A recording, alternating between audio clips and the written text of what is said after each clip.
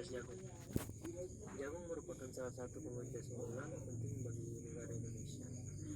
Jagung masih menjadi kebutuhan pangan utama masyarakat dan nilai permintaannya cukup tinggi.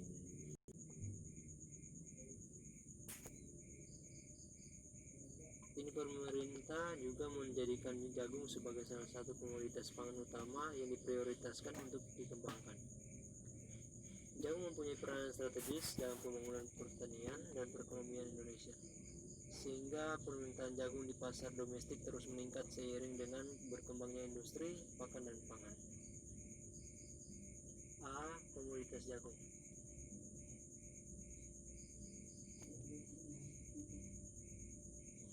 Untuk meningkatkan produktivitas jagung, tentunya kita perlu tahu bagaimana teknik budidaya untuk jagung tersebut. Di sini ada persiapan benih. Persiapan benih sendiri terbagi menjadi 3. Yang pertama ada persiapan benih, di mana benih yang dipilih ada benih yang bermutu tinggi, baik mutu genetik, fisik maupun fisiologinya. Yang kedua ada penyiapan benih. Dari tanaman benih terpilih, diambil jagung yang tongkolnya besar, barisan biji lurus, dan penuh tertutup rapat oleh klobat, dan tidak terserang oleh hama penyakit. Yang ketiga, perlakuan benih. Sebelum benih ditanam, sebaiknya dicampur dengan fungisida, terutama apabila diduga akan ada serangan jamur.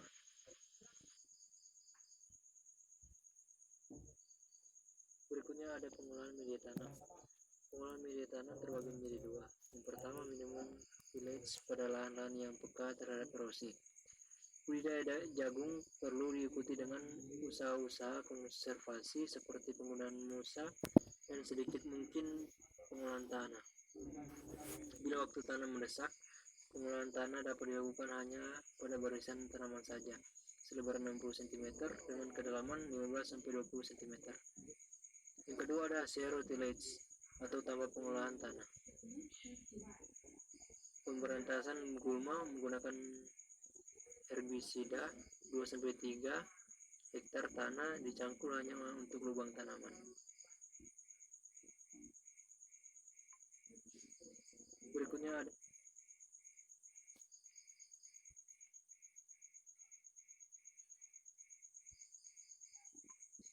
Berikutnya C ada teknik penanaman.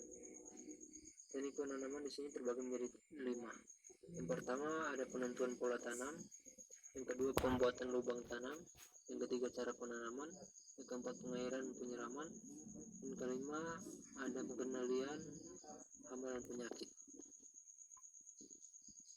Berikutnya C.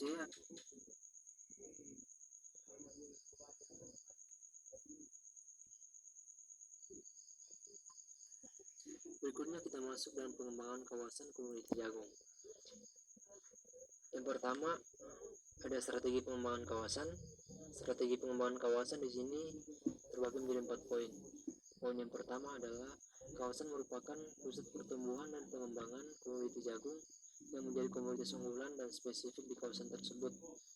Keluaran dari pengembangan kawasan difokuskan pada pengembangan produk berdaya saing dengan orientasi pasar regional, nasional maupun internasional melalui penerapan GHP.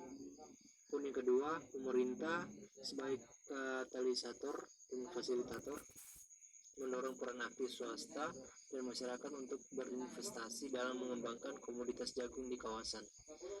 Yang poin yang ketiga, kawasan memiliki keterkaitan dengan sektor industri hulu sampai hilir yang merupakan stimulan kegiatan ekonomi sehingga akan mampu meningkatkan daya saing.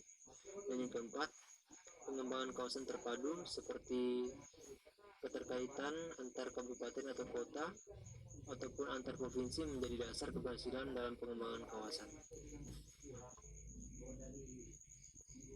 Berikutnya kita masuk dalam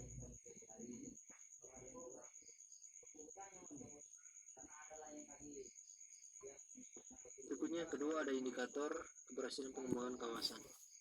Keberhasilan pengembangan kawasan komoditas unggulan yaitu komoditas jagung diukur dari pencapaian 2 indikator outcome, yaitu ditinjau dari perspektif manajemen dan teknis. Yang pertama ada aspek manajemen. Aspek manajemen di sini ada 3 poin. Yang pertama, tersusunnya master plan dan rencana aksi pengembangan kawasan secara komprehensif di daerah. Yang kedua, adanya kerjasama lintas sektoral dalam pengembangan kawasan di daerah.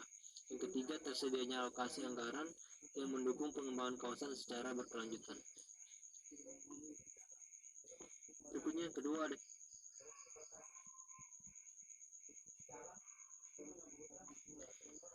kedua ada aspek teknis.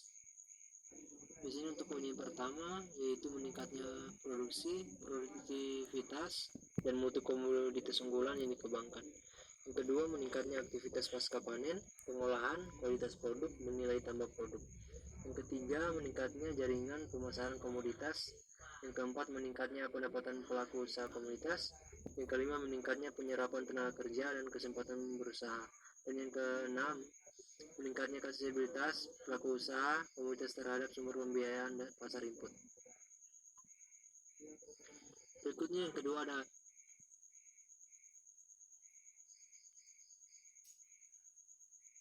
Berikutnya yang ketiga ada kunci pengembangan kawasan. Yang pertama, penguatan sumber daya manusia.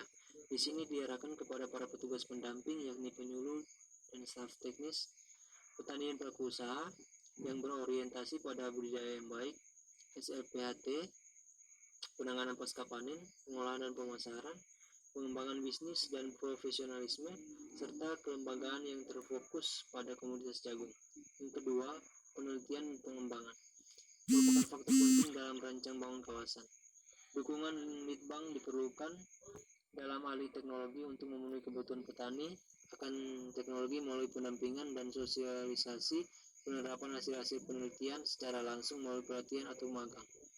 Yang ketiga, ada sumber pemodalan. Diperlukan fasilitasi dan kemudahan bagi pelaku usaha di kawasan untuk mengakses terhadap kelembagaan keuangan dengan persyaratan yang tidak membebani pelaku usaha.